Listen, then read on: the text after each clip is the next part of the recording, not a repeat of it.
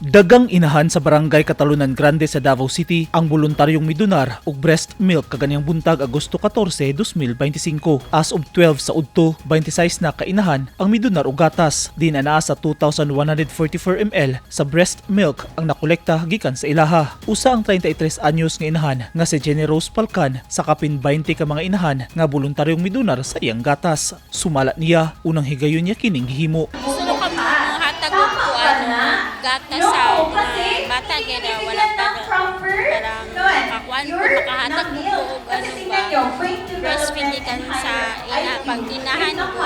Midonar sab sa iyang breast milk ang 24 anyos nga si Jeneline Ricanya. Desidido si Ricanya nga mo share og gatas sa uban bisan og duna na siya usa ka bulan pa lang anak. Katabang pud sa uban na mama na wala kay gatas or wala joy may padedi. Ang matigom nga breast milk kolektahon sa Southern Philippines Medical Center kun SPMC Human Milk Bank aron itabang sa mga nanginhanglan hilabi na sa mga premature baby sa ospital.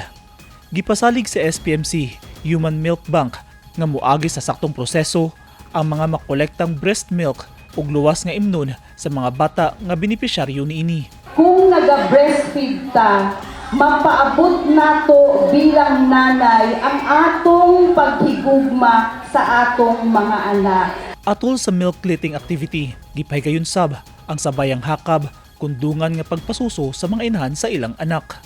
So this activity today is a powerful statement that we are supporting breastfeeding. We are no longer bounded by the previous nato nga pagtuo nga dili pwede magpadodo sa public or dili pwede magpadodo miski asa. It has to be but again, we will protect our women also and children and dignity that we come up with to support them. Everybody has to be supportive, that everyone has the chance to have the breast milk given to them. So whenever our moms need to feed their children, everyone has to understand that we are saving lives, not only the lives of these children. We have to remember, kung atong mga bata nag-breastfeed karon, healthy sila, these children that we are feeding will be our future leaders. So, tagaan nila sa ato sila og maayo or kanang murag chance to na manguna because they grow up healthy, they grow up with love, they grow up with support and trust. Gipangunahan sa Barangay Catalunan Grande Council ang aktibidad sa kolaborasyon sa Department of Health kun DOH-11, SPMC Milk Bank ug lokal nga gobyerno subay sa Breastfeeding Awareness Month.